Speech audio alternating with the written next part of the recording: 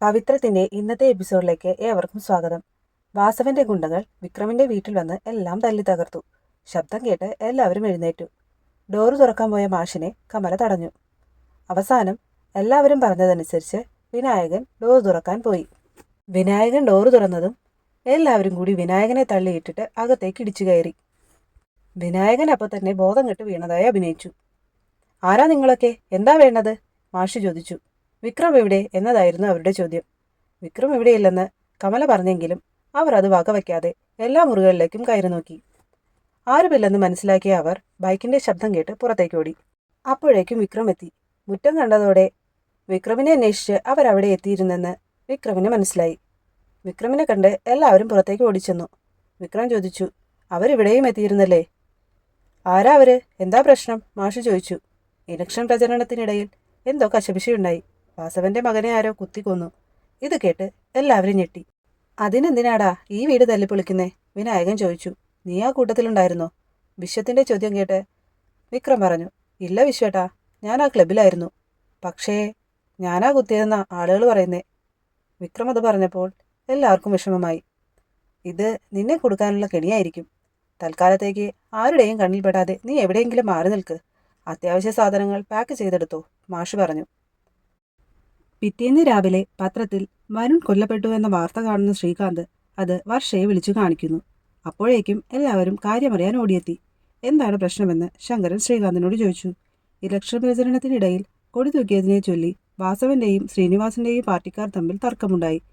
അതിനിടയിൽ പറഞ്ഞു മുഴുവനാക്കുന്നതിന് മുൻപ് ശ്രീകാന്ത് വർഷയോട് ദീപ്തിയെ അകത്തേക്ക് കൊണ്ടുപോകാൻ പറഞ്ഞു. അതെന്തിനാണെന്നുള്ളതിൽ ദീപ്തിയും വേദയും എന്താണ് ന്യൂസ് എന്ന് ചോദിച്ചു. വേദയോടും മുറിയിലേക്ക് പോകാൻ ശ്രീകാന്ത് ആവശ്യപ്പെട്ടു. എന്താണുണ്ടായതെന്നറിയാൻ ദീപ്തി വാശി പിടിച്ചു. എല്ലാവരും ദീപ്തിയോട് അത് പറയാൻ മടിച്ചു. ദീപ്തി അപ്പോഴേക്കും ശ്രീകാന്തിന്റെ കയ്യിൽ നിന്ന് ആ പത്രം തട്ടിപ്പറിച്ച് വാങ്ങി നോക്കി. ന്യൂസ് കണ്ട ദീപ്തിക്ക് അത് താങ്ങാനായില്ല. ദീപ്തി തലചുറ്റി വീണു. എല്ലാവരും കൂടി ദീപ്തിയെ മുറിയിൽ കൊണ്ടേ കിടത്തി. പിന്നീടാണ് വേദ ആ പത്രം എടുത്തു നോക്കുന്നത്. വരുൺ കൊല്ലപ്പെട്ടെന്നും വിക്രമാണ് കുത്തിയതെന്നുമുള്ള ന്യൂസ് റിപ്പോർട്ട് കണ്ട വേദ അത് വിശ്വസിക്കാനാവാതെ അമ്പരന്ന് നിന്നു. വേദയുടെ കയ്യിൽ നിന്ന് പത്രം വാങ്ങി നോക്കുന്ന ശങ്കരനോട് ശ്രീകാന്ത് പറഞ്ഞു, ജന്മനാ ക്രിമിനലുകളായ ചിലരുണ്ട്. അവരൊരിക്കലും നേരെയാകില്ല. ഇങ്ങനെ പരസ്പരം കൊല്ലാനും ചാകാനുമാ അവരുടെ യോഗം. ഇത് കേട്ട് ശ്രീകാന്തിനോട് വേദ സംസാരിക്കാൻ ഒരുങ്ങിയപ്പോഴേക്കും അകത്തുനിന്ന് ദീപ്തിയുടെ അലറിയുള്ള കരച്ചിൽ കേട്ടു. വേദ മുറിയിലേക്ക് പോയി. ശ്രീകാന്ത് ശങ്കരനോട് പറഞ്ഞു, ഇപ്പോൾ കണ്ടില്ലേ അച്ഛാ, ഇവനെ വിശ്വസിച്ചിട്ടല്ലേ കഴിഞ്ഞ 1 വർഷം വേദ അവിടെ കഴിഞ്ഞത്? ഇത് കേട്ട് ശങ്കരൻ ചോദിച്ചു, വേദയും അവനും കൂടി ഈ ചെറുക്കനെ ദീപ്തിക്ക് കാണാൻ ചെന്നിരുന്നുവെന്നല്ലേ നീ എന്ന് പറഞ്ഞത്? ആ അവൻ ഇങ്ങനെ ചെയ്യോ? കരയുന്നതിനിടയിൽ ദീപ്തി ചോദിച്ചു, എന്തിനാ വേദേച്ചി കൂടെ നിന്ന് ഞങ്ങളെ ചതിച്ചത്?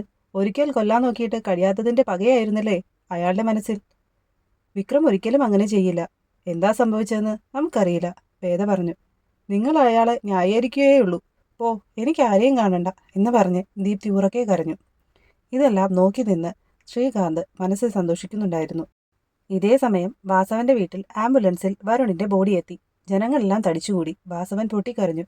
ഒന്നും അറിയാത്തവരെ പോലെ ശ്രീകാന്തും ചന്ദ്രശേഖരനും വാസവന്റെ ഇടവും വലവും നിന്നു. പാർട്ടിക്കാരുടെ ഒപ്പം വിടരുതെന്ന് ഞാൻ പറഞ്ഞതല്ലേ? അവൻ കിടക്കുന്ന കിടപ്പ് നോക്ക്, വാസവന്റെ ഭാര്യ കരഞ്ഞുകൊണ്ട് വാസവനോട് ചോദിച്ചു. ഇതെല്ലാം കണ്ട് വാസവൻ നിസ്സഹായനായി നിന്നു.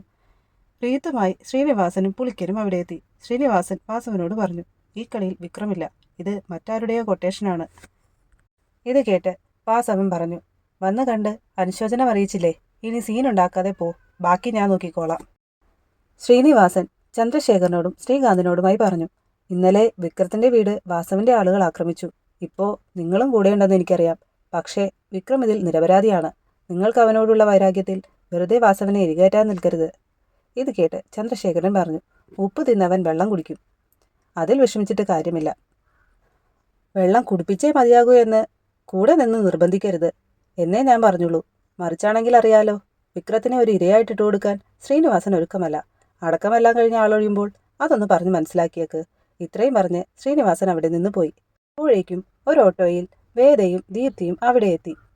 വണ്ടിയിൽ നിന്നിറങ്ങിയതും ദീപ്തി അലറി കരഞ്ഞുകൊണ്ട് വരുണിനരികിലേക്ക് ഓടി. ഇത് കണ്ട് ശ്രീകാന്ത് ദീപ്തിയെ തടയാനൊരുങ്ങിയെങ്കിലും ചന്ദ്രശേഖരൻ അത് എതിർത്തു. അലറിക്കരഞ്ഞ ദീപ്തിയെ വരുണിന്റെ അമ്മ ചേർത്ത് പിടിച്ചു. അതിനിടയിൽ വേദയും ശ്രീനിവാസനും മുഖാമുഖം കാണുന്നുണ്ട്. അത് വാസവന്റെ ആളുകൾ പ്രചരിപ്പിക്കുന്നതാണ്.